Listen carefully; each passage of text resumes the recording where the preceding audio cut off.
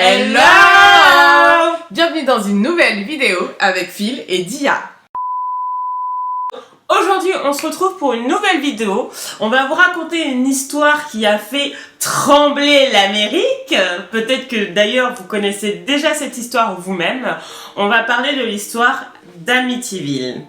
Vous en avez peut-être déjà entendu parler de cette histoire Amityville qui s'est déroulée dans un bled un peu comme, je sais pas si vous avez regardé déjà Desperate Housewives. C'est genre Wisteria Lane, et bah là c'est Amityville. C'est nous on n'a pas trop ce genre de truc. C'est pas une petite ville, mais c'est comme un quartier quoi. Ouais. Vous ne connaissez peut-être pas les détails de cette histoire et aujourd'hui on a décidé de tout vous expliquer. Donc c'est une maison de style colonial, donc qui est assez grande, assez imposante, qui est sur je crois 3 étages. Et c'est une grosse maison imposante, on vous mettra une photo pour que vous puissiez imaginer. Et certains Américains disaient qu'on pouvait, en regardant la maison, on pouvait voir les yeux du diable. Après, moi je trouve pas forcément, enfin c'est juste une maison avec 2 fenêtres. Fin de l'histoire. Et voilà, à la semaine prochaine. Non mais voilà, voilà, vous jugerez ce que vous avez envie de juger en voyant la photo de cette maison. Dans cette maison s'était installée en 1965 la famille DeFeo. Donc c'est une famille qui était composée de 5 enfants, dont le père et la maman. Et en fait déjà il y avait un petit peu des choses un peu bizarres sur Ronald Jr. Il y avait des rumeurs comme quoi il était spécial parce qu'il était très attiré par les émissions un peu violentes et notamment plus ciblé sur tout ce qui était de type arme à feu. Donc voilà, ça mettait déjà un petit peu la puce à l'oreille aux différents voisins qui s'interrogeaient sur cette personne. Le 13 novembre 1974, à 3h15 du matin, Ronald Jr. assassine 5 des membres de sa famille avec son fusil. Ce qui est étrange dans cette histoire de meurtre, c'est que avec 5 personnes assassinées à coups de fusil, aucun des voisins n'est entendu de coups d'arme à feu, alors que à l'autopsie, il a bien été révélé que les corps avaient a priori pas été déplacés. Donc le meurtre se serait forcément déroulé dans la maison. À l'époque, voilà, l'insonorisation, c'était pas ça. Il y en a sûrement certains d'entre vous qui vivent dans des immeubles, par exemple, des années 80. Bah, par exemple, c'est pas hyper bien isolé. Tu sais ce que le voisin est en train de faire à côté. C'est pas ce qu'on peut avoir actuellement comme qualité d'insonorisation. Ouais. Donc forcément, t'entends une arme à feu en plus. Oui, je pense que même sur des... Il y avait pas de silencieux à l'époque. Ouais, c'est clair.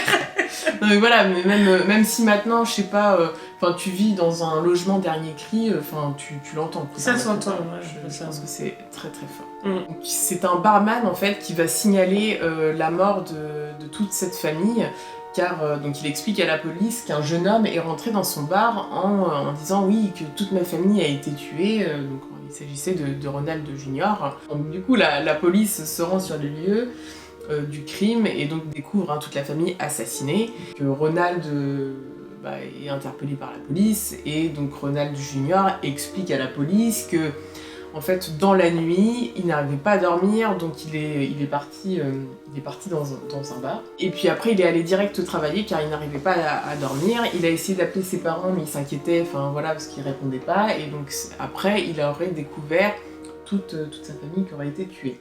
Il y a eu trop d'incohérences dans son discours qui fait que forcément la police l'a considéré comme suspect, et au bout de plusieurs heures d'interrogatoire, la police arrive à obtenir des aveux de Ronald Jr. qui avoue ses crimes. Donc en fait Ronald Jr. commence à expliquer à la police qu'il entendait des voix de Dieu qui l'invitaient à tuer sa famille, qui lui disaient tue-les, tue-les, tue-les, tue-les. Après, il a dit que c'était Satan, etc. Donc, après, est-ce de la folie? Est-ce vraiment des voix qui schizophrénie? Voilà, c'est ça. Donc là, il n'y a pas forcément de doute sur quelque chose de paranormal parce que c'était un jeune qui aimait tout ce qui est arme à feu, qui adorait tout ce qui était un peu trash. En plus, il entend des voix. Pour la violence. Voilà, c'est ça. Donc personne s'est dit qu'il avait entendu vraiment des voix, mais plutôt qu'il était malade. Donc il a plaidé la folie, etc. Donc voilà ce qui s'est passé avec cette famille dans cette maison. Donc, 1 an plus tard, la famille Lutz, donc un couple marié avec 3 enfants, décide de s'installer dans cette maison, donc la maison d'Amityville, malgré le passé macabre qu'a pu connaître cette maison. Après l'installation de cette famille, donc au fur et à mesure des jours qui vivaient dedans, ils ont commencé eux aussi à entendre des voix, des choses un peu immatérielles, qui étaient des choses très très négatives, et petit à petit, du coup, des incitations au meurtre qui ne venaient pas d'eux, mais qui étaient prononcées par des voix, les voix justement qu'ils entendaient. Ce qui les a fait partir définitivement et de manière très très rapide, c'est le fait d'avoir vu sa femme, donc la femme du père Lutz. Donc c'est le fait d'avoir vu sa femme léviter. Donc là, ça lui a tout... il s'est dit stop, no way. On se casse. On se casse. Ils sont partis. Ils sont restés en tout et pour tout 28 jours dans cette maison. Donc la question se pose de savoir si cette maison était habitée. Alors en l'occurrence, on peut aussi se poser la question de savoir si elle était habitée par la famille précédente, parce qu'a priori, ils rêvaient de la famille qu'on a évoquée juste avant, donc la famille DeFeo, parce que dans leurs rêves, en fait, ils voyaient cette famille, ils visualisaient les visages des personnes, etc. Donc voilà, il y avait... Bon, on y croit pas, mais voilà, quand une maison a vécu un drame qu'a pu vivre la famille DeFeo, justement, il y a forcément des ondes négatives qui sont présentes dans la maison. Après, à savoir s'il y avait des ondes négatives antérieures à la famille DeFeo, ou si c'est la famille DeFeo qui a créé toute... Oui, après c'est possible, parce qu'au final, moi personnellement, en tout cas, je pense que celui qui a fait les crimes dans la première famille, de la famille DeFeo, Ronald Jr. Donc je pense que Ronald, lui, était clairement dérangé. Il y avait pas... le reste de la famille, en tout cas, n'avait pas parlé avant de problèmes particuliers, quoi. On apprendra plus tard que du coup, la maison d'Amityville a été relouée de famille en famille. Après, à savoir si effectivement, eux, ils ont connu d'autres événements paranormaux ou pas. C'est pas évident d'en parler aussi, parce que t'es vite... t'es fiché, quoi. T'es placé dans les journaux. Je pense qu'il se passe plein de choses paranormales dans le monde, mais les gens n'en parlent pas parce que c'est tabou d'en parler, parce que quand t'en parles, les gens te prennent pour un fou. Alors si t'en parles, faut que tu sois croyant pour qu'il y ait une légitimité, tu vois aussi. Et les Lutz, quand ils sont arrivés, ils étaient contents, quoi. Ils se sont dit, c'est la maison de nos rêves, machin. Forcément, j'imagine qu'ils l'ont acheté sûrement un peu moins cher, vu le passé de la maison. Normalement, c'est censé fonctionner un peu comme ça, il me semble. Peut-être pas en France, mais en tout cas aux États-Unis, c'est sûr. Ouais. Rester que 28 jours dans une maison, tu te fais chier à acheter, t'as le déménagement, en vrai... Ah oui, non, c'est vraiment qu'ils étaient pas bien du tout. C'est sûr. Est-ce que vraiment tu te montes la tête à ce point-là, ou est-ce que c'est pas le cas ? Bon, quand tous les membres de la famille sont pas rassurés, moi j'ai une tendance à aussi beaucoup croire les enfants qui ont une sensibilité qui sont beaucoup plus développées que nous, adultes. Surtout quand on se ferme en grandissant. Moi, même si moi je ressens rien, mes enfants ils sont vraiment pas bien dans la maison. Je pense qu'en tant que parent, t'es censé être capable de faire la différence entre... juste une petite crise parce qu'on n'est pas bien, parce qu'on a quitté tous les amis et machin, et non, il y a vraiment quelque chose dans la maison. Et encore, à l'époque, je pense que les gamins ils faisaient moins de crises, tu vois. Oui, c'était pas la même éducation. Oui, voilà, c'est un autre débat. Donc au bout de 28 jours, ils s'en vont. Donc ça fait la une des journaux, etc. Et ils décident... là, un peu de se faire de l'argent sur le dos de cette... D'ouvrir le débat. Voilà. Et donc, ils font comme une collaboration avec un écrivain. Donc, je pense qu'en gros, quand t'es pas écrivain, tu le deviens pas comme ça du jour au lendemain. Moi, si un jour je veux raconter ma vie, je ferai appel à un écrivain parce que moi, je ne sais pas écrire. Donc, ils font appel à un écrivain pour raconter leur histoire, où ils détaillent tout ce qui s'est passé, donc ce qu'on peut voir dans les films. Et du coup, en fait, il y a eu un gros débat sur le fait, est-ce que c'est vrai, est-ce que c'est faux ? Parce que en fait, ils se sont fait tellement d'argent avec cette histoire que ça les a décrédibilisés. Ça les a décrédibilisés, exactement.